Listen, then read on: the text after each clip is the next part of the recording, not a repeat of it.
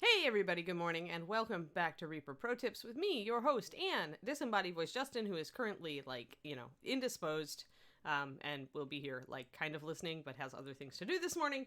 And Kiri, hey, doglet, it's enough. Unfortunately, the doglet is not having a very good morning, so we'll see if we need a Kiri emergency today. But yeah, good morning. How is everybody? Hello. Twitch actually notified you. No way. That's crazy talk. Hello. Hey, Chia. Hello, Nomadzik and Bean Mitch and everybody. Trouble is here. It's a party. Nico. Karen Michael Cosby. Good morning, everyone. Good morning. All right. Hey, Chibi. Hey, it's good to see you. Chibi, we totally missed you at my D&D stream last week. I needed a historian and I didn't have one. I was like, where's Chibi? I think it was Thursday. I don't remember which day you were not there or not there for most of it, but it was crazy. Work was crazy, yeah, that's what I figured. Hello, Balrog John. And Sam. I got scared at the intro. Oh no! It's the sploosh! It's a scary sploosh. No, it would only be a scary sploosh if it was blood red and black. That would be an entirely different kind of paint show. That would be the goth paint show. Where we play the Cure and typo negative and paint miniatures very darkly. Right? You can't be a goth unless you have a sense of humor. Not a real one. I don't know, GVC. The problem is that I can goth from the neck down, but I refuse to dye my hair. So I've got my Doc Martens and my outfit and my fishnets and all of that and my corsets and things, but you'd miss it all. You wouldn't be able to see any of it really. So yeah, Sisters of Mercy rocks. The Cure was my favorite band all through college. Alrighty, let's rock troll, baby. Let's rock! So, we got some purple crystals blocked in last time. We did our nails and our stuff. Really, we just need to finish those. We need this arm. This arm is sad. So let's do the crystals down here on the underside of this leg, because we didn't get them. We got these guys over here. And then we'll get the crystals on the arm, and actually we'll be looking pretty good there. Then I think we just have to kind of check the highlights on this arm. But then rock troll, all we need to do is this waist and this base.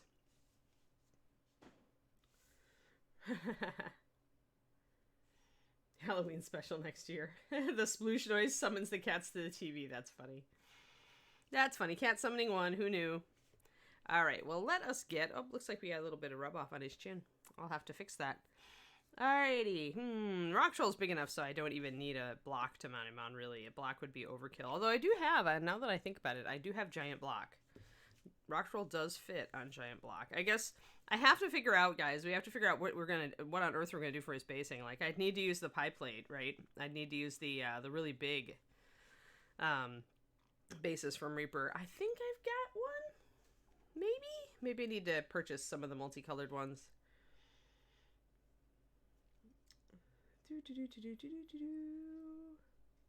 All right, yeah, see, he's too heavy.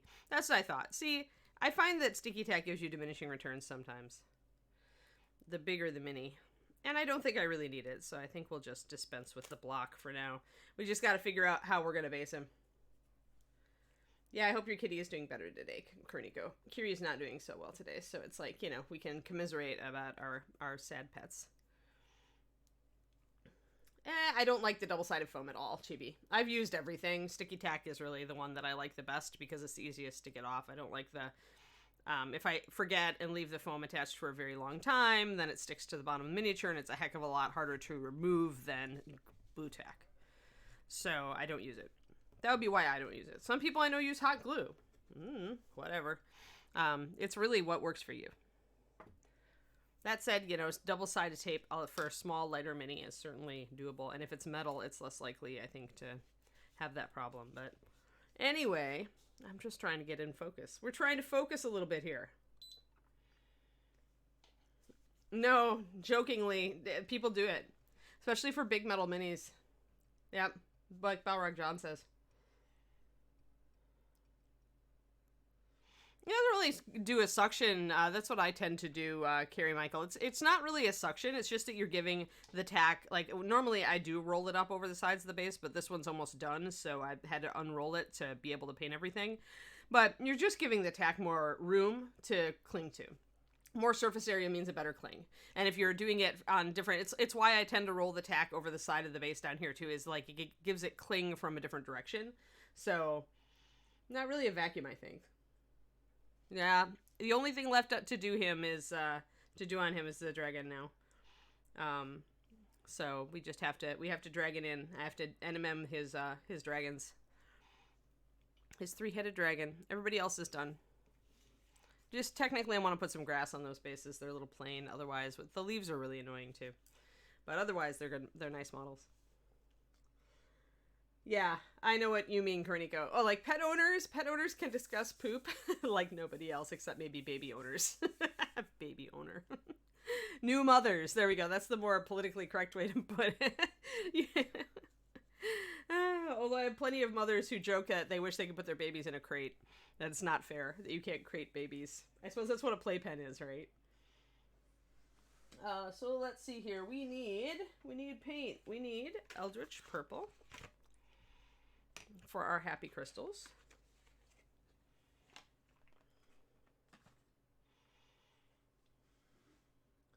Yeah, exactly. Yeah, playpen equals baby crate. I need to find where I put my black indigo. 1 second. I put all of my nice dark colors in like one little box, but that means that I don't have memorized where I put them all in the dark little box, and so it may take me a second to find my black indigo. Hey, it's a Bob and a Julie. Hey, guys. Baby Tylenol equals liquid babysitter. That's terrible. I can tell that you're actually a mom, Chibi. I thought I was bad with saying that playpens were crates for babies. Yeah, Kiri's not feeling well today. I don't know. Her 13th birthday is on the 13th of January. So I think that she'll be around at least till that time. But I don't know. She just has more. When they start having more bad days than good days is when you have to ask yourself, the hard questions. So I do love my Kiri, but I also have had the experience of a dog going when he was in great pain recently. And I don't want to repeat it. Chia, maybe. Yeah, well, they get old. They're like us, right, green users? They get older. And it's just a thing. Like, I've owned enough pets now that I'll be sad. I'll be really sad. But I'd rather give her a nice, I'd rather have her be comfortable and not feeling, like, absolutely awful. That's just what my philosophy on pets, I guess. Everybody's got their own thing. Some people will go to the nines and keep their dog and cat going as long as they possibly can. And that's cool. But I personally, like, get real practical. Not the youngest. It's okay if you're young, Chia. I find that, actually, you're probably not the youngest, Chia, because my nephew sometimes watches and he's 14. So I know for sure that there is a 14-year-old in our audience. So if you're younger than 14, then yes. Then yeah, you've got a claim. All right, let's see here. Where is my pure white? Yeah. And yeah, the problem is Chibi, it's so hard to know when it's time, right?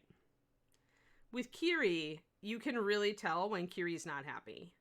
Like, if she's happy, she has a big smile, and she looks happy, you can really tell with Kiri's whole attitude when she's not happy. And today, she has not been happy. She really had a hard time with the stairs, and she's just not, she didn't really touch her food much this morning. It's like that. I seem very stoic about it. In reality, I will be very, very, very, very, very sad. But it is what it is, so we'll see. She may have an emergency today. We'll find out. I'm going to do some mixes here and get some of my pure white. Remember that shiny things like crystals do require a pure white highlight to show light reflect.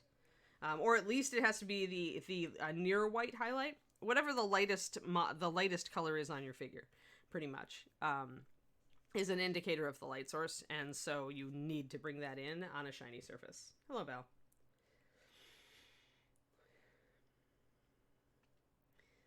Yeah, 19. Cats can live long time. My family cat when I was a kid, Fong, he had so many names over the course of his life. My family names pets with multiple names.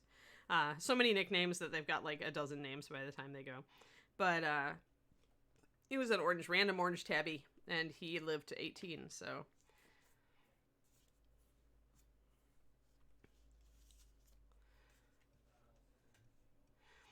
But yeah, I don't want, if Kiri's like if she's sad, when she gets sad all the time, then I think we'll try some better living through chemistry, but I just don't believe in like drugging them up to the max either, because then they're just kind of existing. So we'll see. Just warning you guys that, if Anne disappears for a day and you hear that Kiri has passed, you will not be totally surprised. We got a raid. Play in the mud. Thanks. Sorry for the depressing subject there. It's with play in the mud. My dog is like very popular on the stream, and she's kind of having a bad day. So thank you for the raid. Don't worry, we are generally happy here. I'm working on a rock troll. He is one of the original Bones Black models, so he's actually a fantastic sculpt. And we're doing a dramatic lighting effect on him, so you can see that we've kept our shadows very dark on this side. Oh, Kiri's got an emergency. Dang it. Sorry. I have to run. I knew the dog was having a moment. All right, Kiri emergency. Be right back, everybody. I will return. Justin, cover for me if you're not on the phone. Here you go, girl. Let's go. Let's go.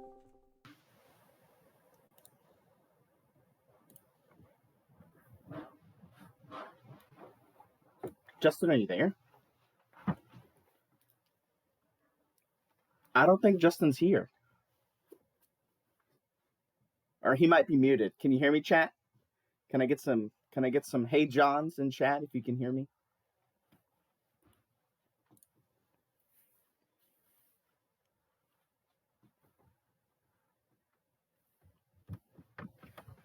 Hey guys. Hey chat. I don't know how I sound.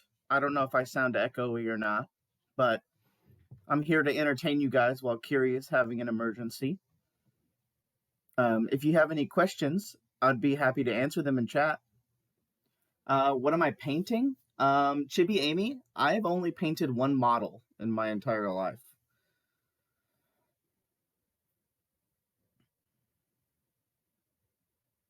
Yeah, I get to hang out with you guys. I hope everybody's having a good Tuesday. We have Clever Crow coming up later today at 4 p.m. Central with Rhonda Bender. The double bird show.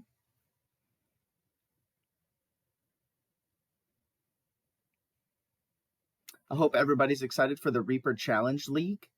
If you guys want some more information about that, here I'll do the command in chat. You guys can see it. There it is. Go check that out. I'm really excited. What am I sculpting? Nothing really right now. I've been really busy at work, and I've been really tired for some reason.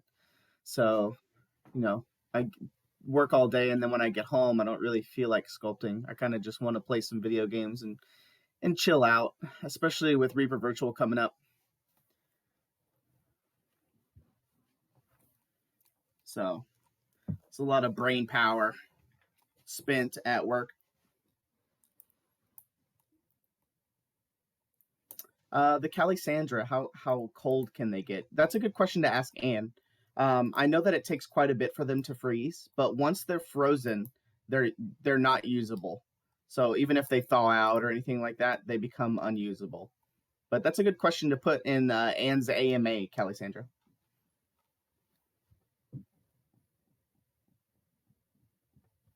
What's the strangest order note I've seen around the holidays? Nomad asks. I don't know. There's the ones that the crazy ones are when people write a big, huge story. But that kind of takes up a lot of the page. And so it kind of messes up the formatting of the order. And you've probably, if anybody has ever put in a huge order note, you'll probably notice that. But it kind of, you know how when you're printing something and it goes from one page to like 2 or 3 pages, that's kind of what happens there.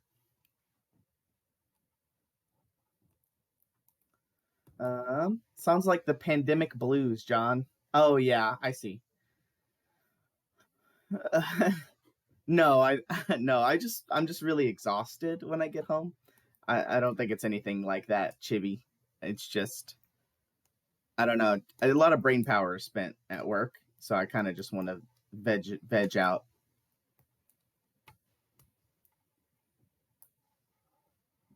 I don't know if Play in the Mud is still here, but thanks for the raid, Amanda. I hope your work stuff is going really well. Pandemic blue should be a paint color. That's a good idea, Nara. I'll pass it on to Sadie and see what she says. Maybe we can. I'll see what she says. But you know, the paint department is really, really busy right now. Yeah, the Challenge League is going to be very exciting. I hope that's the plan. Obviously, it's the first time we're doing it, and there's some changes going on with the rules and things like that. But it should be a fun time as long as everybody understands the spirit of it is to. It's a challenge against yourself to basically do things and not against other people. It's not a contest. I mean, it is against yourself. It's a challenge. Did you see my recent order note saying hi to the whole crew, Calisandra? No, I did not. I haven't been on internet since the 12 Days of Reaper when we were super busy, but I don't see every order.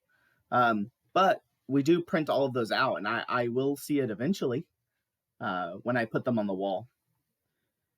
Muse's Touch. Whatever happened to the Murder Hornet minis? I know Ron said that they were going to be used in a future special project. So stay tuned for that.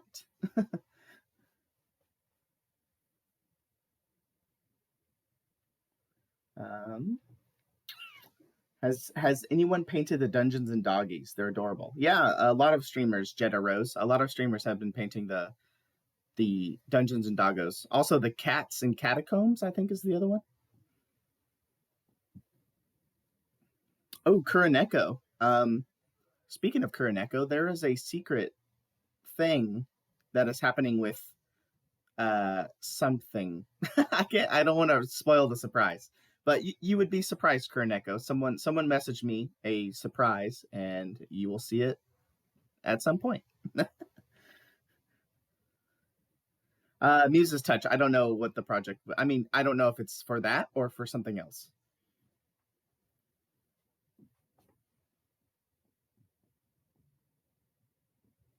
Ooh. Something. Yes. You'll see. It's exciting. Kuroneko. It was a forumite who messaged me.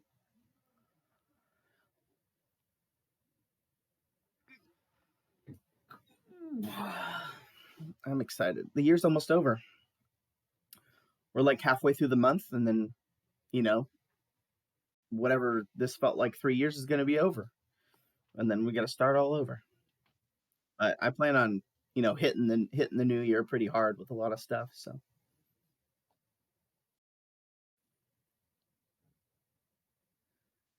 Yeah, that's really good, Chibi, actually. It looks like Anne's coming back, so I am back. I return. thanks for hanging out, everybody. Yes. Justin seems to be AFK, but yeah, I left him, so you're good. Yeah, he had something he had to do. Plus, he's just been really under the weather lately. So, Yep. Thanks, John, for taking over. Bye, chat. Bye. Bye to John. Bye to John. Hey, Shadow Raven. Super. So yes, sorry guys. I figured there was a decent chance for a Q emergency today, and I was right. Are you happier now, Doglet? Settle down. Good girl. Yeah. There we go. We've got our co-doglet, our co-pilot doglet. We are good. Yep. In other news, in happy news, Kiri is about to be a great grandma again. I think, hopefully, if fingers crossed. Fingers crossed, yeah. She has a very handsome grandson named Atticus, which is an awesome name for a dog, especially a big old Shiloh Shepherd. And, there, my glasses are on me, of course. And one of our breeders just submitted a proposal to use him. So Kiri will get more great grandpuppies, which is pretty awesome. and is largely the reason that I do not regret. Well, I can't really regret being involved in a really high-end, cool dog breeding program, responsible dog breeding program, but it's nice to have Kiri great-grand progeny, out there. So yeah, I don't know if this litter takes. It depends on the travel situation and the virus situation, but I'd love to go out and go to their puppy evaluation when they're 8 weeks old. It would have to be a lot better within the next 4 months, though, and I don't know that that's going to be the case. So, all right, let us look at gemstones. Kiri. Hey. Doglet. That's enough. Thank you. All right. So we're going to outline a little bit. We're going to shade a little bit on these gemstones. So we're using, of course, our colors that we were using before. So this is Black Indigo, which is going to be coming out with the Kickstarter paints, Kickstarter 5 when they ship. It'll have a different number, but it will be part of those triads. Do pick it up. It's amazing. It's going to be in there with Rich Indigo and a new color called Wild Violet. They're all very pretty. And then this is our Eldritch Purple from our Dungeon Dweller's Bones set. And then 4 drops of Dungeon Dweller Purple, or Eldritch Purple with 1 drop of Pure White. You can see how much that shifts when you add a single drop of white. That's because our Pure White is really pigmented, and it's also because this is a really transparent color. So the white, whenever you add a touch of an opaque color to a transparent, it changes it a lot, no matter how much pigment is in the transparent.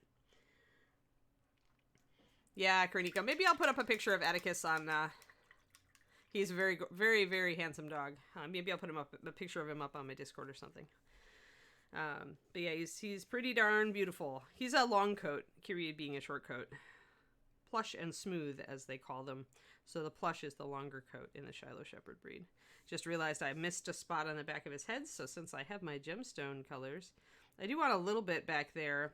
I don't want a lot, because there's that's where you're starting to get into the shadow area, but you do want to paint. You do want to touch up just a little bit. We're getting a little bit of color shift here since I have a lot of white in the frame. There you go. So I've touched up just a couple of these gems to get them just a little light. They would pick up a little bit. Let's grab a little bit of white in our lighter color. Just a little bit there. And that'll just bring them out just a tad. When we get over here, we're getting into our heavy shadow. So that's where I'm going to drop some more shadow there. But... oh, there they are. They're like cute little teddy bears, Jeddah, because their ears are floppy. Usually they don't stand by 8 weeks, so they look like little bears. They're just they're just adorable. At least the plush ones do. And then I like the smooth coat. I like the more traditional, shorter coat. But they are pretty darn gorgeous. I have lots of pictures of them because I've gone to many, many puppy evaluations because I am a licensed puppy evaluator with our organization. Which means I go and I test all the little puppies when they're 8 weeks old. Though, of course, now that I'm on the West Coast, we don't have really any breeders out here, at least in the States. We've got breeders up in Canada on the West Coast. But I don't really have as many puppy evals. We had a lot of breeders in Oklahoma, so I was always going to Oklahoma for puppy evals. Hey there, Gibson. How's it going? Yeah, if you Google Shiloh Shepherd puppy, and it's Shiloh, like from the Bible, because our breed founder was born again. But if you Google Shiloh Shepherd puppy, you will find some real adorableness on the line.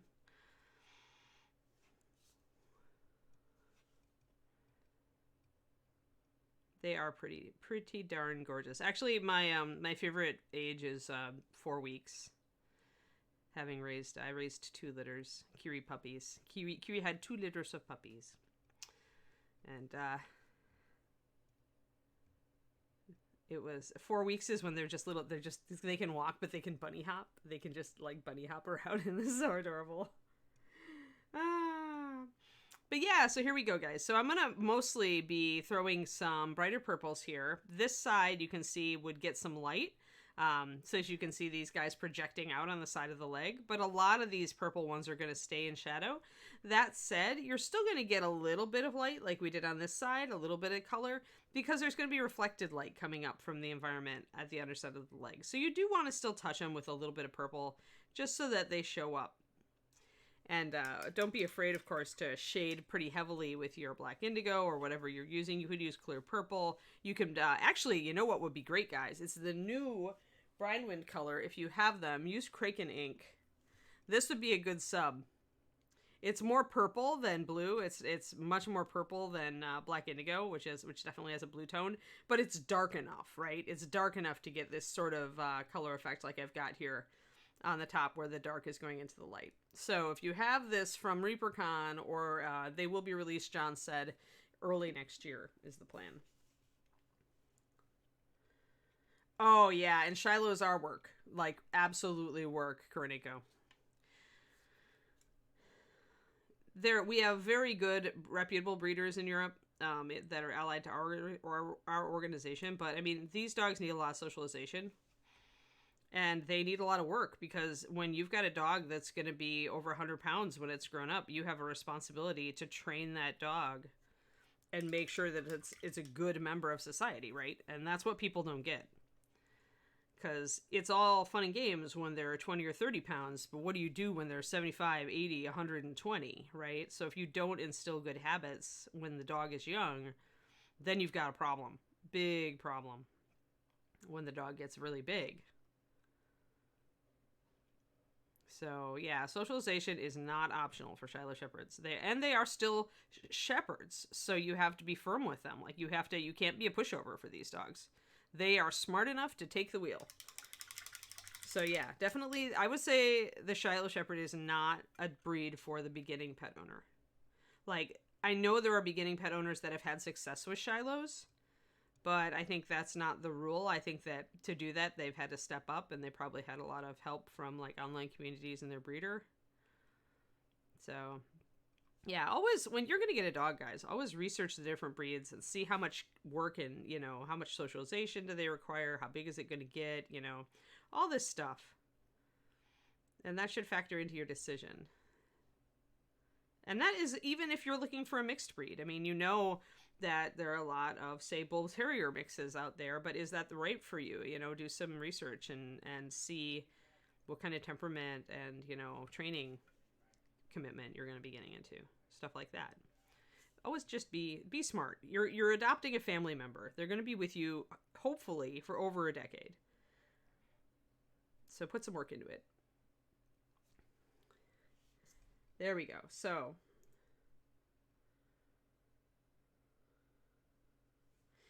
yeah, big dogs, I mean, there's a commitment. There's definitely commitment. I love it. Like, I really am proud of the fact that Kiri is better behaved than 90% of the dogs we meet here in our complex and in the park. Like, they'll sit there and bark their heads off and lunge and be all out of control, and Kiri will just be perfectly in control and perfectly well-mannered, And that's the kind of dog that I like to raise, so. But it is not, just a cakewalk to get there, so. It's like raising kids, right? Yep. Yeah, Inara. And I mean, when you've got a Chihuahua, then I'm just annoyed at you. But if you have a big dog that's going to lunge and bark and scare people, then that's a big problem, Not only does it give big dogs a bad name, but it's just like you just won't be able to control something when you've got 120 pounds hitting the end of the leash and you're not, maybe a very strong person. That's, it can escalate quickly. So, yeah, and I've seen it again and again. And no matter how much you warn people, they won't listen, They'll make their own mistakes, and that's the way life is, right? But it is sad to me. I wish people would put more work into it, or understand how much work it is to raise a dog well. It's not quite as much work as raising a child well, but it is work. But then you get the awesome dog that you always dreamed of. Like, the payoff is huge. So, beagles, huh? Never met a well-trained one, yeah. Well, I think anybody who buys a dog on a fad, like because it's a fad, I think right there you're dealing with a dog owner that isn't invested in the training of the dog. They're invested in having the fad, right?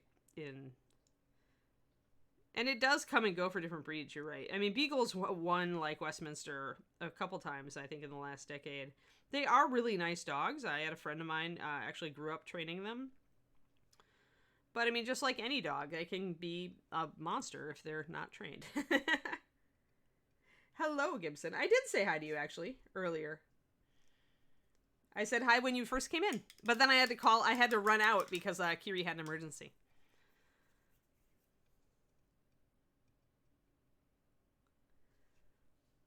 You may have missed it.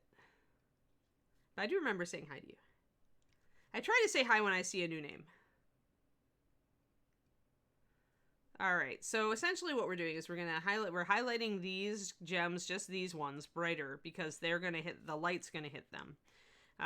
Technically, that is about where the light starts to hit this leg. This leg is mostly back, but the foot does get some light, and this knee does get some light. I've got a little bit of a highlight, if you look on this side, see? And then a little bit of a highlight, like right there on that muscle right there. So you can see there's a little bit of light starting to come in there, so that's why those gems are going to get some highlights. And then these gems getting some highlights here. Thanks, Gibson. You want a little cloud foof? Yeah, for sure. That's definitely a thing, right? And it's why after Kiri passes, I'm not sure how long it's going to be until I get another dog. Oh, I don't know. I missed a spot. I just saw a spot on the leg here that I completely didn't paint. Well, it's a good thing that I have my troll hide here. We can whip that out and fix that problem. We'll also get out some of our ogre skin because that's what we were using to highlight our troll hide. That and the knoll hide. Knoll pelt. Sorry. Ron gave them all different names. I forget what's a hide and what's a pelt and what's a skin. Let me give them a measure. I've got my ruler over here. Lava being. I have the capability of measuring millimeters. From foot, not to the bottom of the base, but the bottom of the foot, on up he is about 70, he's just short of 75 millimeter.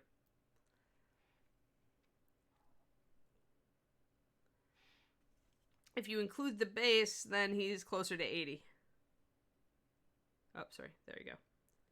So just short of 80 if he's there. So there you go. Yeah, 100 millimeters is quite large. I mean, he's still 3 times the height of a normal 28 millimeter, so he is a very large troll. He's very much an ogre-sized troll, I would say. All right, where's my... I wanted to correct my hide. That's right. So essentially, I missed a spot. You guys see it? Right through there. Right down here. See that spot? Totally missed. Well, yeah, lava being. Definitely. I mean, well, at 72, though, is when you have to start adjusting. In my experience. So, actually, I mean, normally, if I were painting him with my normal style, I would not have gone... like so dark, but I wanted to get a very, very dramatic lighting effect on him, and so this was an experiment for me. Normally, I will back off of shading this strongly on a 72 millimeter or higher, bigger model, if I'm going for a realistic paint job, which is what I usually do. I usually paint with a lot more realism. So when it gets this big, in my experience, you have to back off a little bit from dark shadows, unless this is an art style, right? What I'm doing here. This is more of a Frazetta style. And so then you're really looking to punch those shadows. But so it's not really like, you're going to be using quote unquote normal techniques. Like you're going to be using layering and wet blending and all that if you're talking about that. But as far as the way you shadow and highlight, that's going to depend, I think, more on the style you're painting in than the like size of the figure up to a point. But if I was like doing a bust, yeah, you definitely would paint it differently. You're right. Yeah, I don't like pots. Yeah, if you like pots... Well, okay, here's the deal, Chia. When you have paint in a pot, you can't thin it down like to like way down. Like you can add water to your pot, and I used to do that all the time. I would add water to the paint in the pot to get it to where I could do things out of the lid. But I can't thin it to like, you know, a 1-to-1 paint consistency in the pot. And that means that I can't get good blends unless I'm wet blending everything. So if you're going to paint out of the pot, it's going to be a lot like kind of painting out a wet palette, except that the paint's going to start to dry more than than to thin, whereas on the wet palette it tends to thin because the water gets wicked up into it. The other thing to remember is that when you're painting out of the pot is your paint is drying all while you're painting, and you're also getting flakes of dried paint falling back into your pot. So eventually this will kill your paint because it'll be so full of grit that you won't be able to use it anymore.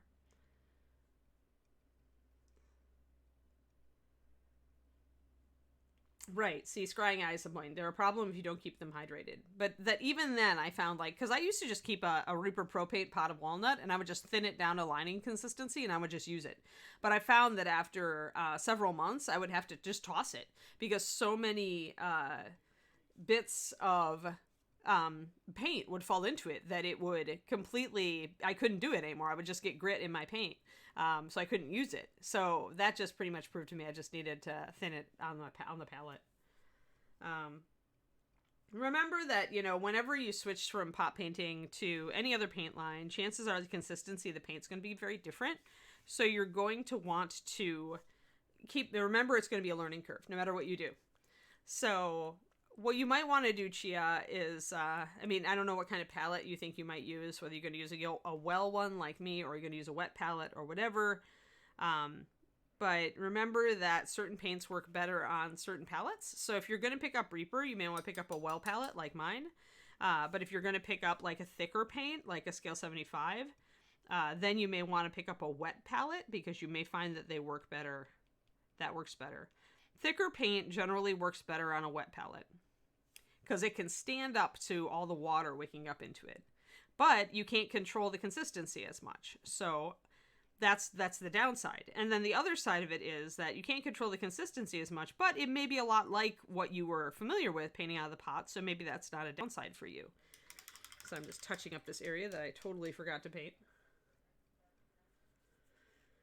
Just pick up a couple, Chia. I highly recommend the Reaper starter set, which is, I think, 11 paints, so it's very affordable, and it has some of our best colors, including the pure white that I always talk about. So it's got some really good colors to start with. Just picking up those few paints and playing with them will help you figure out if you like them.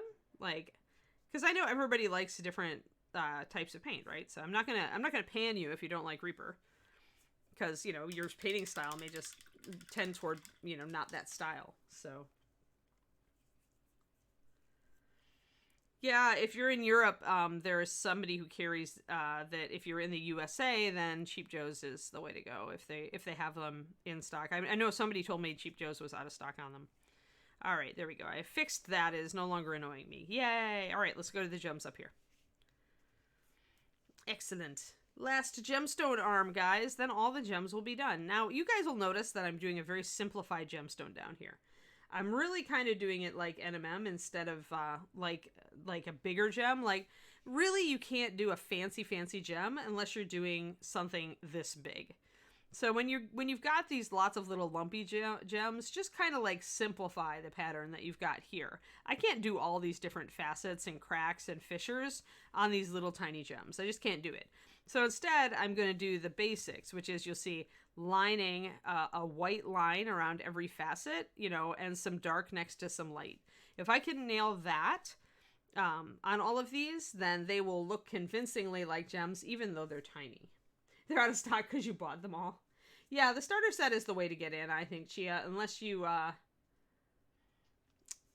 doing, like, if you want the Learn to Paint kit, then the Learn to Paint kit is a better deal. But if you're just trying, if you know how to paint already and you just want to try out our paint, then get the starter set, in my opinion. They will make more, so if they are almost out of stock, they will go on the make more list. They probably already are on the make more list, and how fast they get restocked is entirely up to Reaper's labor situation and how many things they're working on. But we do notice when things are out of stock, and we do prioritize them, especially when it's paint sets. Like, Kit Shop will essentially be on the paint department going, when will we get more starter sets?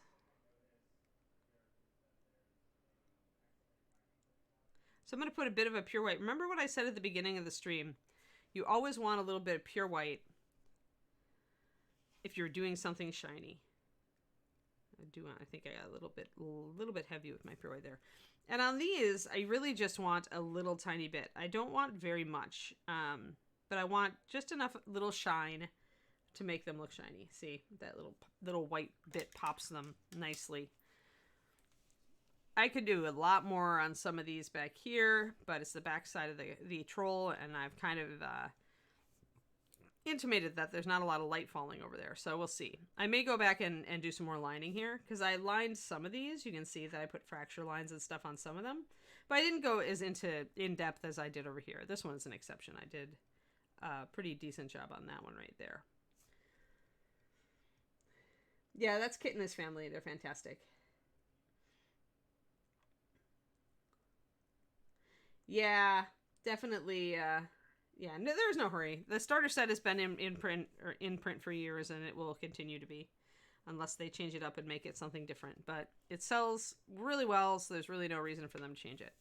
All right, so paints, gems here. I'm gonna actually get us a little closer in focus here, because I am gonna be working up a little bit, and we have Rock Troll.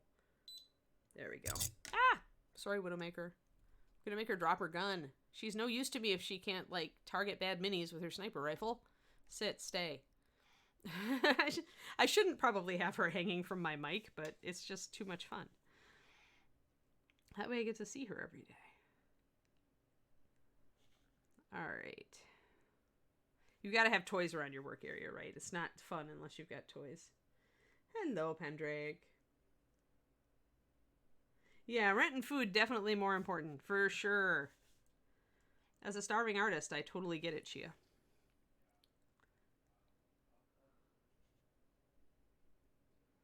I'm constantly fretting about my finances. It's the downside of being freelance, is that you fret more about your finances. Though I don't know, I was fretting a fair amount when I was still employed, so maybe I'm just a fretter. Remix up my paint here a bit. Sometimes paints with a lot of blue in them will shift a bit. Most of our Reaper paint stays in solution really well. We work on that. That was one of the things, a priority. Craft paint. Oh, noes. Well, you know, Grey Wolf, if that's what you can afford and that's what you've got, use it.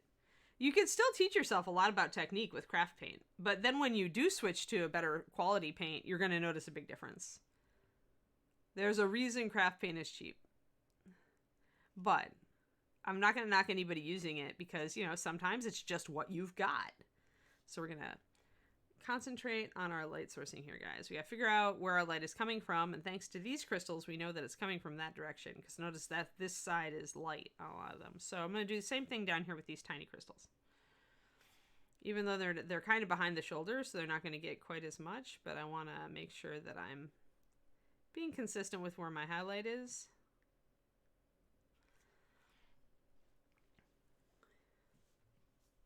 Well, yeah, you can't. I mean, that's the problem with it, Grey Wolf, is that in order to thin effectively, you really need a higher quality base with it. But that's where they're saving money.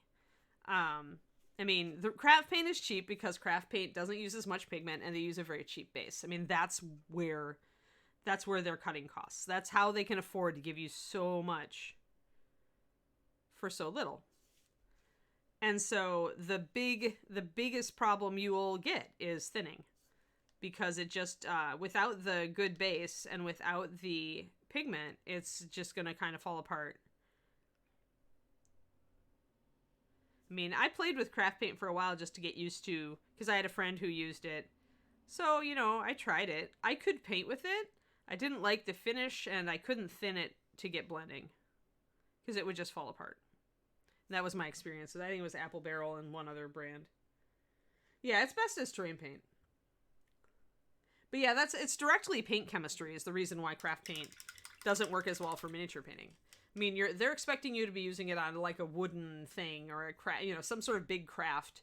So at that point, you don't need to like be thinning it down to the level that we do. You really need to get a nice thin miniature paint. Like, it's just, you have to have something with enough surfactants and find enough resins to get it to thin and stay in solution and, you know, still have enough pigment power. When you see it really not have much strength when you thin it, that's a result of lack of pigment. When you see it fall out of solution or, you know, just generally fall to pieces, that's a function of the base. So,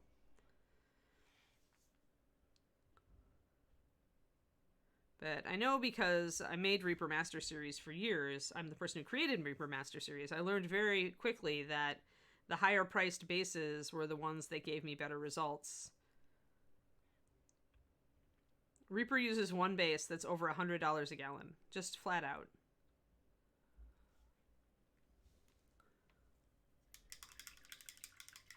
Oh, yeah. Scale models and enamels. Yeah, so that was a long time. You know, Grey Wolf, you're not alone. A lot of people are getting back into the hobby from doing it a long time ago. And it's a different beast now. It's a way different beast, right? So, like here, I'm using really high quality paints, and I'm thinning them down at least 2-to-1 paint to water. Even less for the white. I probably got it at about 1-to-1. To get, finer effects, more control. We're using expensive brushes to get, to have a fantastic tip so that we can get the fine details on there easily. It's a whole different world. It's a whole different world. I've been painting pretty much on and off continuously since I took a break in there. I probably started painting more in college. I started when I was like 9 or 10. Like I tried painting my first miniature when I was 9 or 10. And we used to do model car kits and stuff, right? When I was a kid. But mostly I started in college with the miniatures, and I really started working on getting better at that point.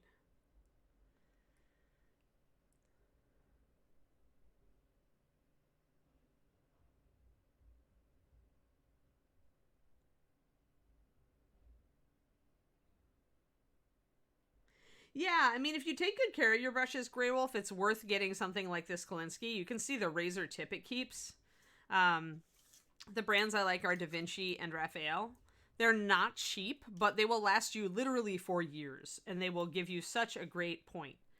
And it makes everything easier because you can control where your paint goes because it's so micro. So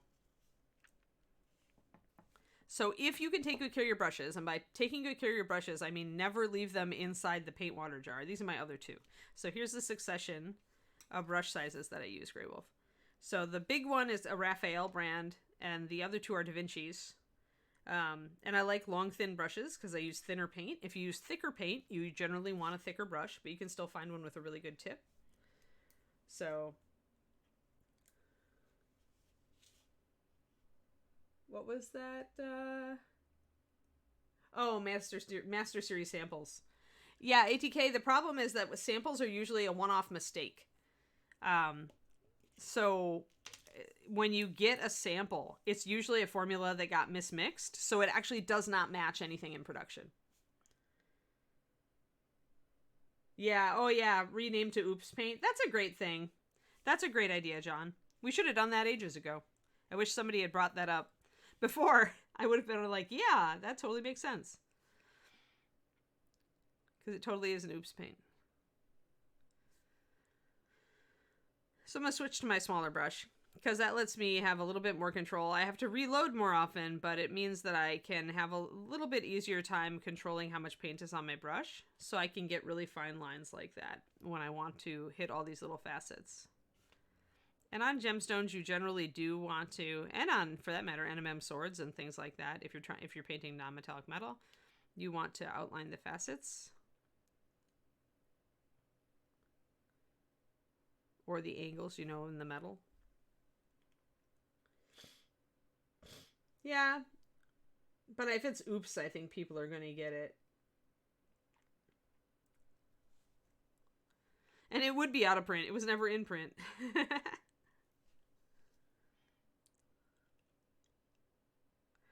But yeah, so essentially, bigger brush when I'm just trying to get larger areas delineated. If I want to kind of reinforce good habits with myself and not mistakenly use too much paint on my brush, I switch to a smaller brush, which reinforces me using very little paint and having good control of the paint that I am using. Because sometimes I find if I use that big Raphael for little stuff like this, it will work. I can make it work, but I'm more likely to mess up and get impatient because I've got so much fluid on the brush, especially if I'm really thinning it down. Like this white is about 1-to-1, so it gets in the brush and there's a lot of it, and I have to unload the brush forever, and so I'll get impatient and then I'll make an oops. So switching to the tiny brush for small, precise areas. Lately, I get a lot of mileage out of that.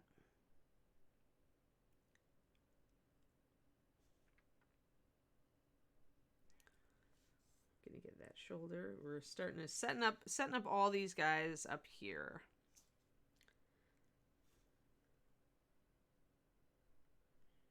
Yeah, when you've got a good brush, I use all natural hair. Well, yeah, you could totally use it to paint the TARDIS. Remember, you still have 400 drops of it, Val. Every bottle's got 350 to 450 drops, depending on the viscosity of the paint. So you've got plenty to paint a small TARDIS. You do not have enough to paint a gigantic TARDIS. Sorry. So, AKT, what you're looking for if you do decide to buy a really good brush is the word Kolinsky. Kolinsky down there. Kolinsky is the highest grade of red sable. It's grade 1 and grade 2 are called Kolinsky. And that's the kind of sable that's going to hold this tip. The brushes are going to run you anywhere from $11 to $20 usually. But like I said, if you don't leave them sitting down, nose down in your paint water, they're going to last for years. Like, especially the way most people paint, where they're not painting like 40 hours a week or anything. If I'm painting over 40 hours a week, I could probably like destroy one of these in about 6 months or 7 months. I'm kind of hard on my brushes, but it honestly takes that long. And I know people who have had their one Da Vinci or their one Raphael like performing great for multiple years. So it's way worth it, because if you're buying those $2 or $5 brushes, yeah, it ends up being cheaper over time, right? Exactly, Walking. You've got it. It ends up being a lot cheaper to buy quality, and you paint better with them. So it's double awesome. So yeah, but only if you got to get out of the habit. If you're in the habit of leaving your brushes in the paint water, get out of it before you buy one of these guys, or you're going to be so sad when you wreck the brush. So just rinse really well. I rinse very often. That's another thing with using the tiny brush here, which is a triple lot. That 3 zeros. Tiny brush makes me rinse more often, because the paint is going to dry out in the bristles faster because it's a very tiny brush. That's the downside of tiny brushes. Tiny brushes, the paint's going to dry faster in the bristles, so you have to rinse and reload a lot. And you have to reload a lot. Even if you're not rinsing every time, you need to reload a lot, because the paint's going to start to get tacky, or you're going to use up the paint that's in the brush a lot faster. So there are downsides to using tiny brushes. For a long time, I did not use tiny brushes. But lately, I've decided to make myself go back and really analyze what tiny brushes can be good for. So that is why I've gotten to be using this tiny brush more often. So I find it is a little bit more work, but it does have an upside. If you find that you get impatient, it can force you to slow down. And I'm all for tricking. Like, that's actually what got me to be a decent painter in the first place, guys, was to start painting with tiny brushes.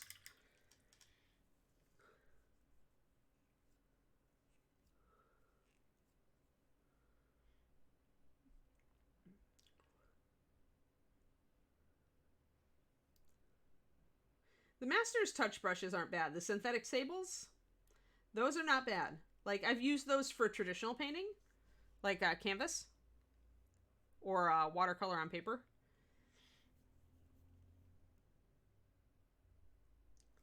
Hey there, Shadowface. How's it going? We are painting tiny gemstones on a rock troll arm and talking about how tiny brushes can be annoying but good for your painting. Oh, that's right. I was going to tell you guys how tiny brushes actually made me into a good painter. So I was using something that was a lot like the Reaper 5/0 for almost all my painting, which is about probably my Da Vinci Maestro, maybe a little shorter than this size 1 Da Vinci. But I was working on a competition mini, and I knew I had to go up against Jennifer Haley, who was my best friend, one of my best friends at the time, and she was, a world famous painter even at that point. So for one reason or another, I decided to switch to a smaller brush.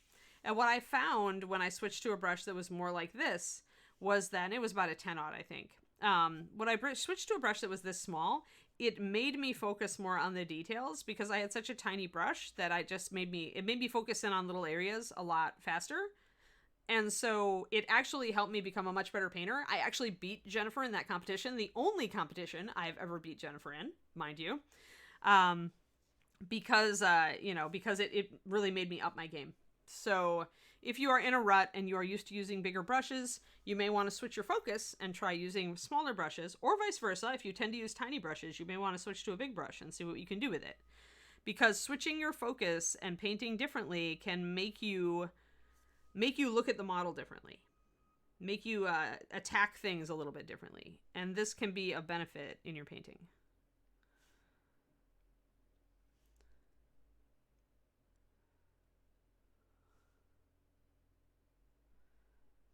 Just going to kind of get these guys blobbed in purple a little bit before I decide how much I want to tackle them. Yeah, the Master Sets are pretty good. I mean, the synthetic sables are getting better and better. I'm curious to see how good they can make them. Let's see, where am I in focus? I'm trying to figure out where my focal... There, about like that. The problem with this rock troll is he's so big, it's hard to keep all of him in focus as I move him around. Yeah, yep, they will do that, Grey Wolf. The key is to really only put a little bit of your brush in the paint. Even with this little brush, I managed to avoid... Like, I dip about half of it in the paint, and then when I'm rubbing off the paint, it goes about 2/3 of the way up toward the ferrule, but it still stays pretty good. When I'm using my bigger brush, like this guy, the most I usually dip it in is that much. So it has a long way to go to the ferrule, and it just doesn't get there. The other thing I do is rinse often. Rinse often. To help combat that. Like, I don't really condition or wash my brushes. Like, it's rare. It takes a lot for me to have to use the brush cleaner. Because I rinse so often that I'm able to keep things pretty clean. And since I only dip a little bit of the brush in to the paint at a time, I'm able to somewhat control or mitigate how much wicking I get as far as the capillary action, especially with how thin my paint is. Shadow phase doesn't matter. I mean, it's what matters is what works for you, right? And what I usually tell people is that if you take good care of your brushes and you don't leave them in the paint water, it's worth investing in one of these because it's going to last longer than that 50-pack. You'll pay more, but it'll last you years if you take care of it. So... And it'll let you hit the details a heck of a lot easier than that 50-pack of crappy brushes. So, but it's all about your goal. If you're just like, if you're happy with those brushes and they let you get the results you want, then you're good. If they aren't letting you get the results you want, then you might want to choose to invest in a nice brush, at least for detail work. Give it a try. See how you like it. With art, it very much is, I mean, there is a point of diminishing returns, but in general in art, and I speak as a 2D and 3D artist, the price, what you pay for is what you get. So there is definitely a break point where you've got, you're not paying very much, but you're limited in how good of your results you can get. And where buying a slightly more expensive product, a higher quality product, is going to level you up effortlessly. And that is the case with good brushes, but I never recommend buying them until you can you feel you can take good care of them, because then it's disappointing if you just get a great brush and then you wreck it. It takes a little bit of your soul, I think. If you still have one. I might not at this point. All right. Oh, I'm blued out. My hand got in the way. All right, so here we go. So what I'm doing is I'm adding little facets. See those little facets? Doing the little lining. See those little lines there? That's what Tiny Brush here allows me to do with really thin paint. So I'm using mostly white. I might, if I've got a little purple still in my brush, I'm not worrying about it too much. Like I said, you need a white highlight or a near white highlight. So if you have a little purple on your brush, it's not going to be a crisis. It just needs to be close enough to white to really show up as white. And when you've got that dark black indigo, almost anything shows up as white.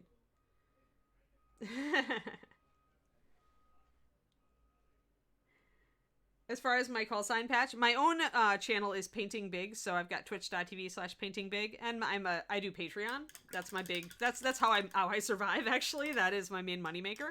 And it's patreon.com/paintingbig. And my name is Ann Forster, and I used to work for Reaper Miniatures. Actually, technically, I still work for Reaper Miniatures, just remotely. I've worked for Reaper for 17 years, and I created the Master Series paint line in addition to being their staff painter. So I have been around the hobby for a while, shall we say. I also used to work for Games Workshop back in the day, but I wasn't directly involved in the art side over there. So usually I just only mention it when I'm, as far as being in the hobby and being involved in the hobby. Let's see here.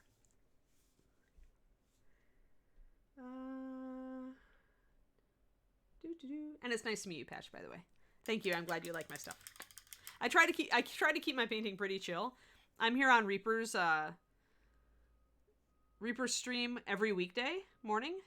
And then I also do my own thing, but on Twitch I do a D&D stream. So this afternoon we will be role-playing our new character and painting him at the same time. This is what we do.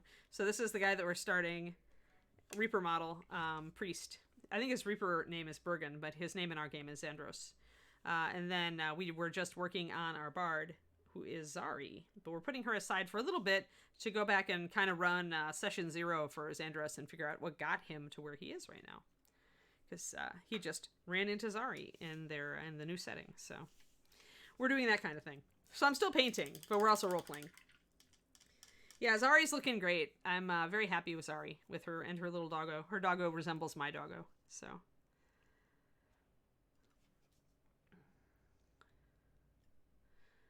Yeah, I'm kind of happy how we've been co-creating, me and the Twitch chat have been co-creating this world and these characters, and we're doing a lot of people of color. Zari is kind of from the equivalent of Araby. Araby or Egypt are kind of a combo. It's kind of a combo of Alexandria or the Arabian Nights setting where she's from. And then our new character, Xandros, they wanted to make him an islander, like a Pacific Islander, so he'll have dark skin also. So that makes me kind of happy that we're doing a lot of different skin tones, a lot of different backgrounds. It's fun. It's a good time.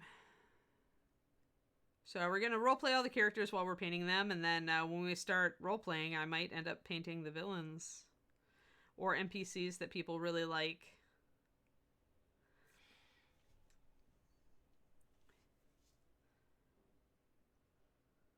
And we have a world anvil and stuff. It's fun. So yeah, come on over this afternoon if you want to. It's around 4:30 p.m. Central Time, USA. And we'll be running it.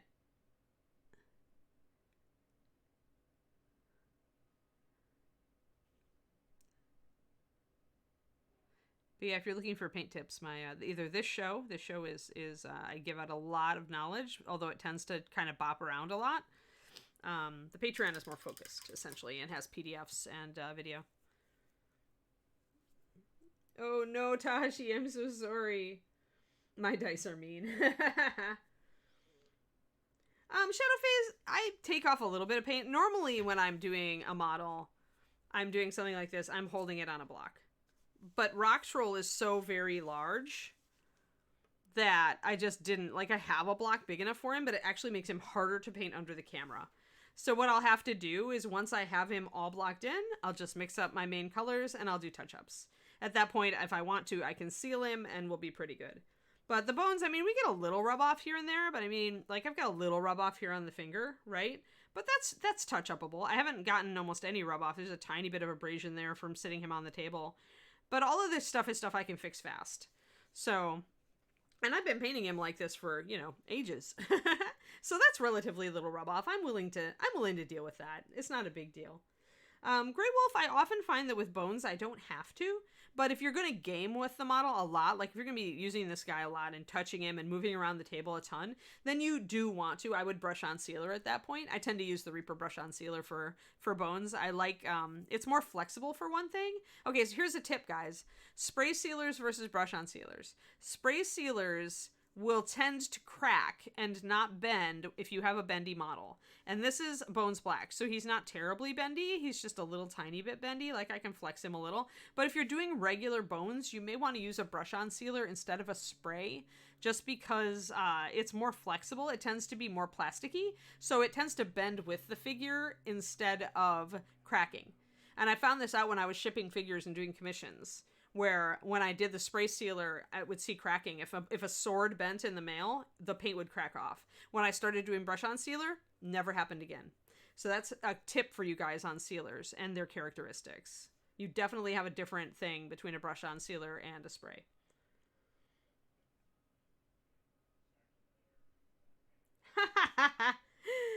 Somebody needs to paint the snow leopards, and I just put out a leopard spots PDF. That's really funny. I didn't know that Ed was going to mention that. I love that that Bones 5 diorama, the snow leopards with the Yetis and that huge backdrop. Oh, I love it. I actually ordered it. I seldom order huge things like that are going to take up a lot of room, but I like that one too much not to order it. So maybe the characters in my game will have to like go up into the mountains and deal with Yetis at some point. Just because that's such an awesome backdrop. There. So we're just getting in. Again, I'm blocking in. I block in my base purple. My base purple, I'm kind of switching back and forth between these guys. It's mostly this lighter one, though, which is 4 drops of the Eldritch Purple and 1 drop of the Pure White, because I want it to cover, and if I need to make it more vibrant, I can brush some of the pure Eldritch Purple over the top, or I can darken it down pretty easily. So I'm mostly working with a mid-tone that's kind of like this. Sometimes I'll mix a little bit more Eldritch into it if I feel like I need it. Oh, I purchased it just for fun. Like, I purchased it for me because I love the backdrop. I have a soft spot for terrain. I really like to paint it. It's a relaxing thing for me, so I probably would paint the terrain piece by myself just in my own time. But if I use it for the D&D game, then I'll probably paint it a little bit on the Twitch stream, my Twitch stream. I don't know, I've done leopard spots already. So I'm kind of stuck unless I make them snow tigers instead of snow leopards. I could do something for the Patreon on that. I could also do painting white fur, I guess. Painting white from one thing to another has a lot in common, but white fur can be challenging because there's texture. Oh, my allergies are just going off today. I wonder what's in the air. We had rain, so it's probably mold. All right, so now we're going in with a lighter, like a bit of an off-white, and we're hitting these facets.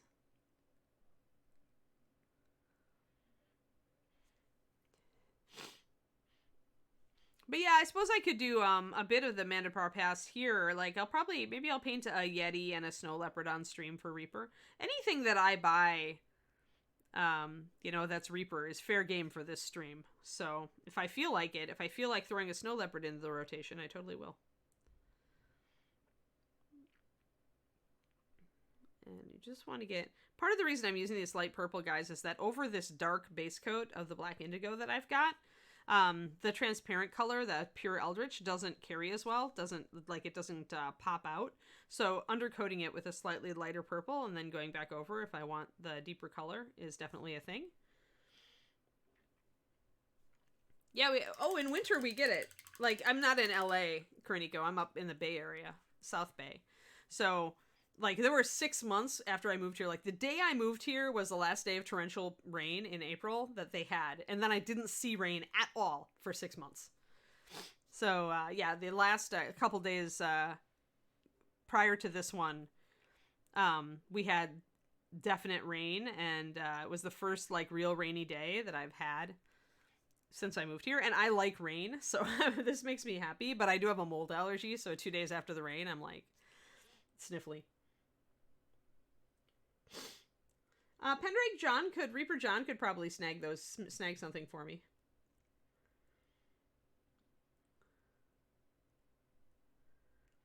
Huh, weird, Agrexion. So kind of thick? Oh, they were saying you should snag me a Snow Leopard and a Yeti for Mandapar Pass, John. Since Ed was saying he needed Snow Leopards painted. And I just did a how to paint leopard spots tutorial for my Patreon yesterday. Or I just posted one. But yeah, if Ron needs stuff painted, I could always do something on the show. Now, if he's looking for somebody to get it all painted, then I don't know that I have time for that. But if he wants me to, paint a Snow Leopard on the show and paint a Yeti and make them look cool and promote the set, I'm cool with that. Absolutely. All right, so we're getting those blocked in. We're getting those gems blocked in, guys. I think we might actually finish it. Yeah, I'm not sure, Gresion, what that might be. I'd have to see it. Like, if it has particles and clumps in it, then that makes me think the paint has slightly dried or it was compromised by freezing. If it's really thick and sludgy, then be aware that when paint freezes, it actually dies. Like, you can't make it ever come back from that. It kind of goes cottage cheesy. So if it's kind of like cottage cheesy, then yeah, you're dealing with paint that's been frozen, almost certainly. So yeah, so that's the only thing without seeing it. It's my guess. What's the difference between Bones and Master Series? Well, Bones are Master Series, but the Master Series core has, it's in triads, mediocre painter. So it comes in sets of 3. Most of the time, those are going to be a midtone, a highlight, and a shadow, just preset for you in case you don't like to mix. Other times it'll be a set of light paints, like the liner colors, so it'll get 3 liners. But it's always in triads. It has specialty paints in it, so it has things like liners, primers, sealers, washes, things like that are in the core. The Bones set was created to give a Bones branded line that had higher coverage out of the bottle so that people could paint directly, because people were just putting it right directly onto the Bones minis. And so we wanted to give them a slightly formulated with slightly better coverage. Whereas the coverage of the MSP core very much depends on the pigment that is used, which is more like traditional artist paints. So if you, and the clears, which are special paints in there, are especially that way because they're formulated to be clear and transparent and really bright for mixing. So that's the base difference. That's a Ron thing. Well, don't bother. If he needs to send them out to a painter that can paint the whole set, John, I totally get it. Oh, Proctor keeps... Yeah, but Proctor actually is painting stuff, guys. I don't have time to paint for Reaper other than on stream usually. So, I mean, it's cool. Little dots of hard paint. Yeah, you probably are dealing with... I mean, I don't know what brand you're dealing with at Grexion, but any decent brand, if it's not a craft paint, you probably are dealing with something that froze. Because, of course, anybody's paint line, they aren't going to want to have that happen, so... Would not be the norm. But freezing would produce that sort of effect. So yeah, like I said, without seeing it, I really can't tell. But to me, that would be my first question. That's the hazards too. It can be the hazard of ordering or buying paint in the winter. Because it gets shipped to the game store, or it gets shipped to you. And maybe you get it off the porch right away, but you have no way to tell if it was sitting in a truck in a parking lot overnight over the weekend, right? There's still a risk involved. Now, Reaper will replace paint that has frozen. We try to do everything we can to pack it so that it has a bit of a buffer, but weather sometimes will just attack, and that's it. It's not a sign of a bad paint that it freezes. All paint gets problems when it freezes.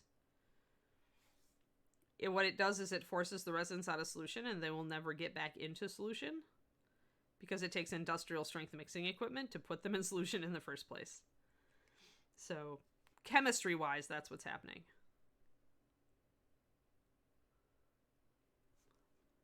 Getting some of these lined up.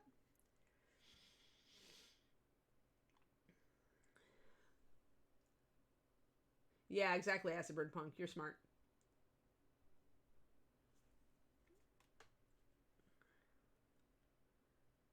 Let me see here. Are we talking about Army Painter? Yeah, Army Painter. Yeah.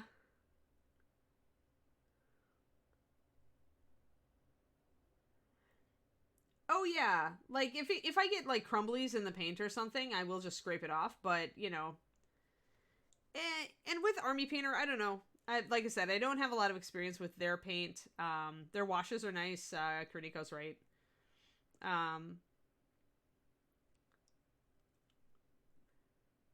Rumors about a Christmas in July, huh? Yeah. I hope you wouldn't have an issue with Reaper paint. The only time you would ever have an issue with our paint is if it did freeze, I would think.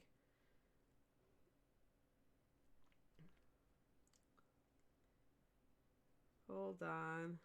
Bye, Chibi. I'll see you later. Yeah, crumblies. Yeah, Grexion, you probably just want to scrape it, or, I mean, it depends on if it's a bones or if it's a plastic model or a metal model. If it's a metal model, you can strip it with chemicals, but with a plastic model, it gets a lot more dicey to do that. So if the crumblies are localized and you can just scrape off those sections, I mean, yeah, that's one way to deal with it.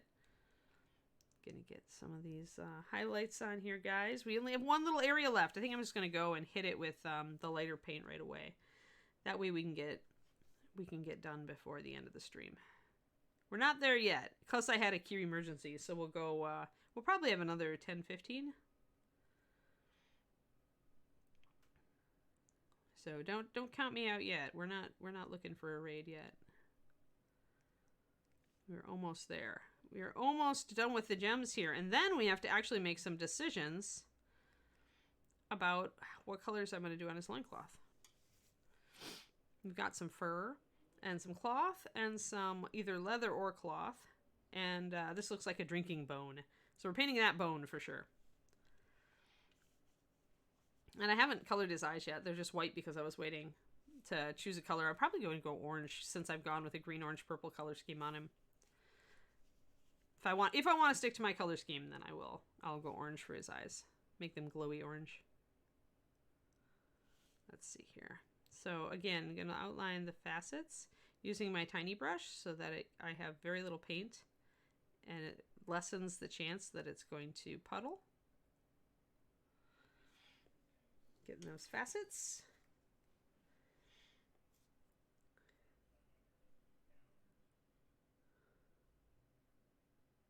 Yeah. Yeah, that's a hard one. That's a hard one, Grexion.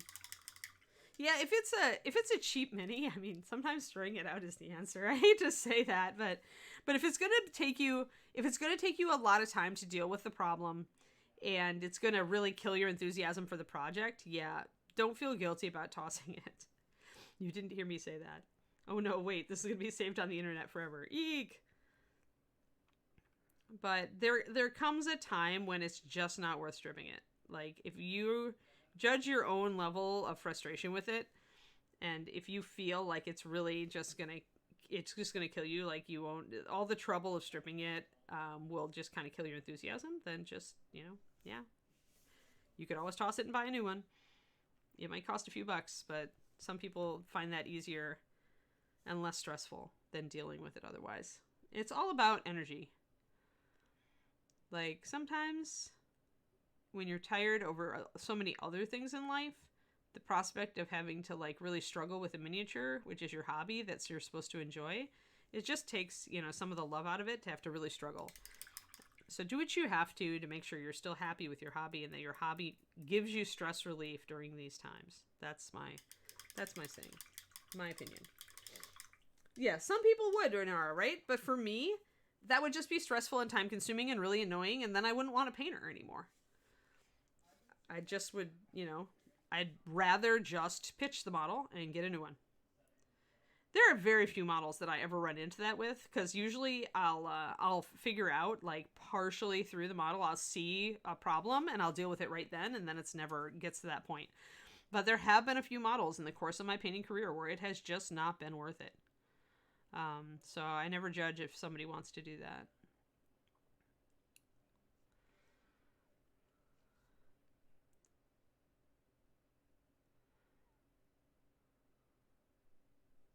All right, so we got some nice gemstones coming here. Yeah, I don't like stripping them. I do find it a pain in the butt. So I tend to just paint over the model. But when you've got chunky paint, like Agrex was talking about, then it's no longer possible to just paint over. But, like I say, everybody deals with this sort of thing their own way. But if you want to pitch it, Agrexion, I won't judge you. Yeah, I mean, yeah, simple green. You shouldn't even need it. If you do it full strength, you could probably try to scrub it after a few days.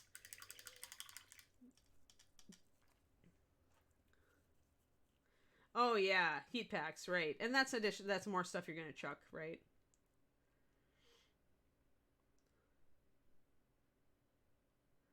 Yeah, that's good, Everlina. No, I've never tried an ultrasonic cleaner on a miniature pendrake. I mean, it could be good. It could be interesting, right?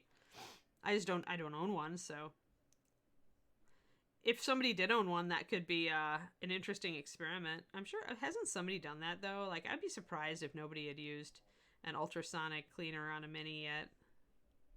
You'd think it might work on a metal model. I don't know about plastic though. But I'm not like super up on how they work.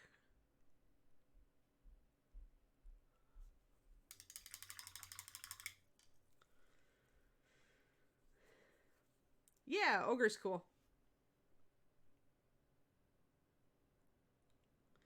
Don't let it get you down, Gregtown. Just find another mini that you're excited about to do those techniques on.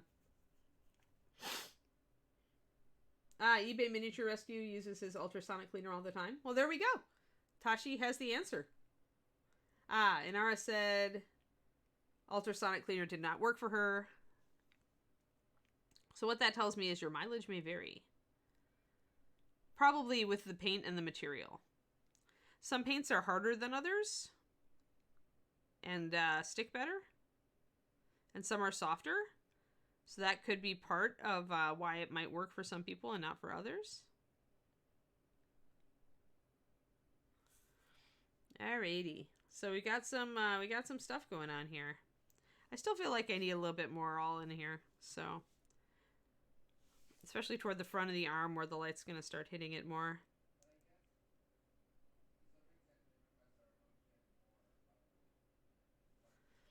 So we're going to start tackling these and making sure it's consistent with our light sourcing.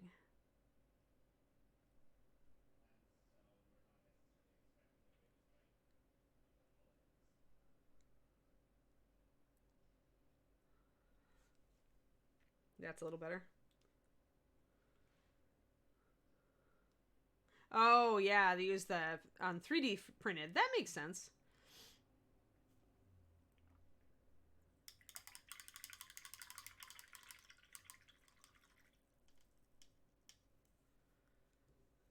Yeah, so it might vary, but depending on what he's stripping Tashi, what the material is the miniature is made out of, and also what paint he's using. That would be my guess.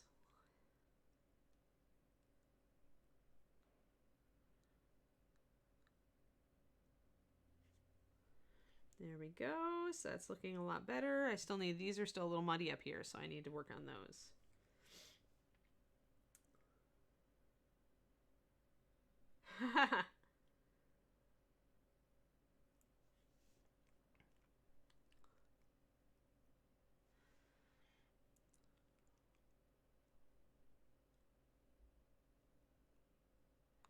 Let's see here. I need to get some highlights on this. There's some little details here. There's like a little fractured gem here. Then this one needs more. There's a tiny little detail there. Now we're picking up some light. Up here we'd get a little bit, but it's still a little bit in shadow. I do want to get these facets though. And I'm not using full white for these underside facets. I'm just going to go with kind of the highlight mixed with a little bit of white on my brush. Just kind of doing a spot highlight there. When it's in shadow, I won't go all the way up. And then I will pick up some pure white.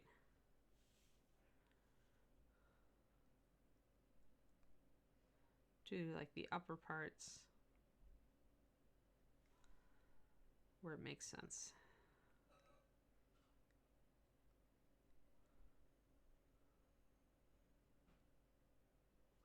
There we are. So you got some more light coming on there. Let's take a look. Yeah.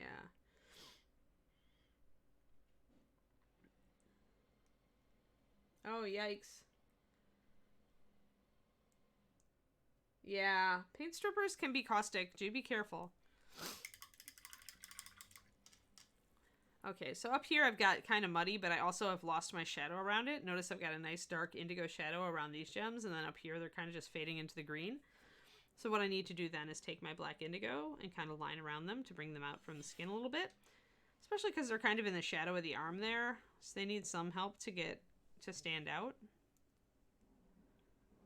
So I can darken my shadow here a little bit all around them to make that gem stand out more. See how that stands out more now. And the guy just under him, gonna do the same.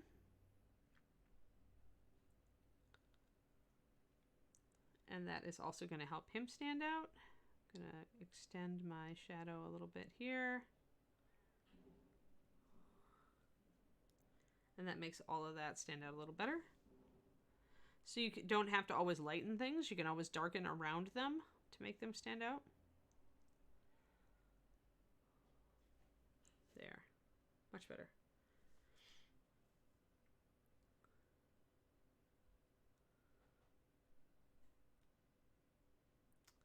Yeah.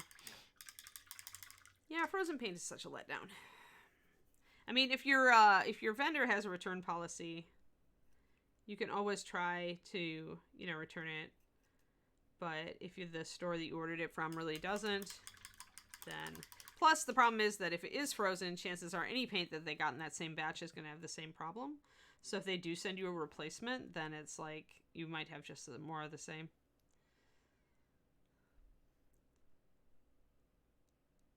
But you could try it if that's an option. Reaper has a return policy, but some companies don't.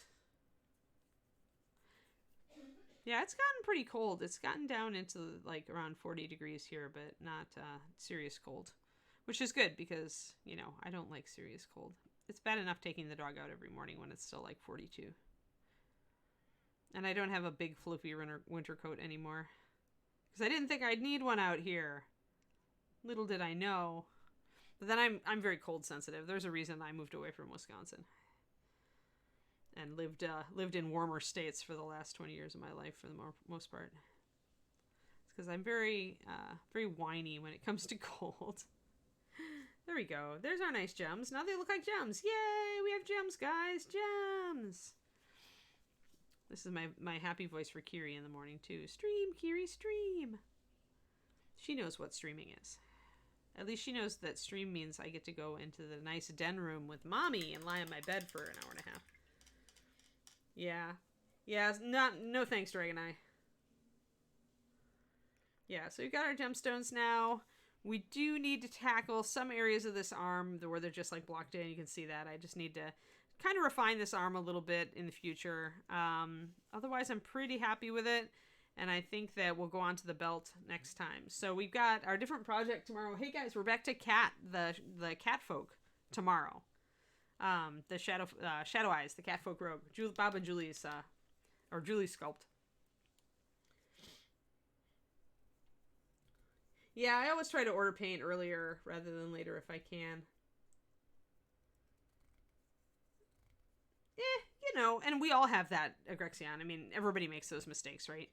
It's on sale. I want to get into it. I'm gonna pull the trigger, and then I kind of regret it later. But it happens. Life is not perfect.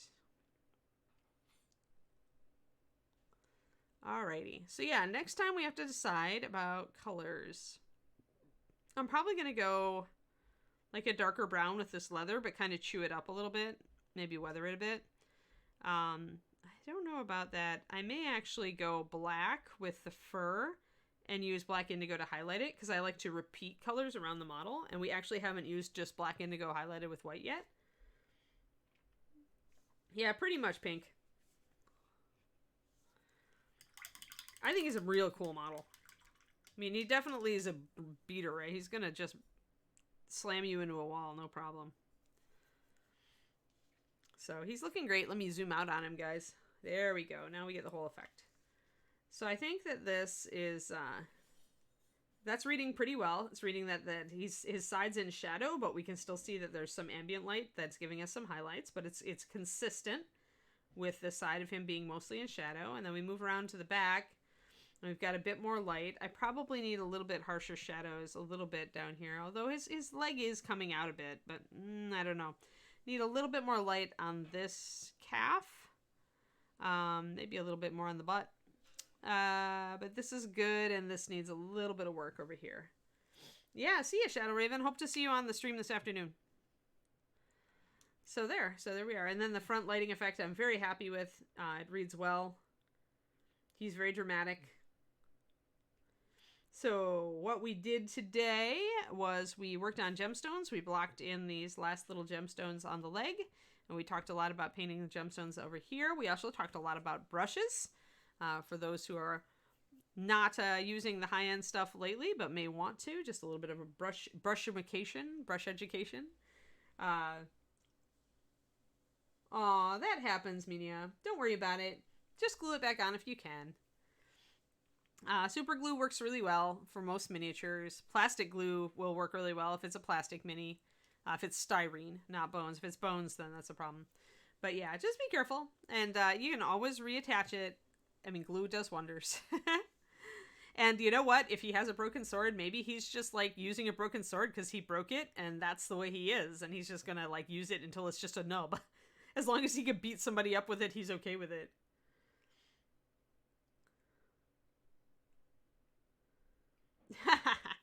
Kariniko, I've always been a good salesperson when I'm marketing something I believe in. And Reapers, I wouldn't have worked for Reaper for 17 years if I didn't believe in the product.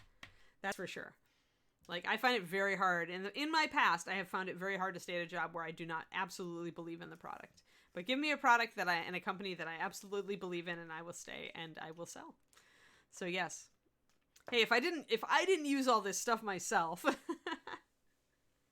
you can stop anytime, right, Kerniko? Right, sure.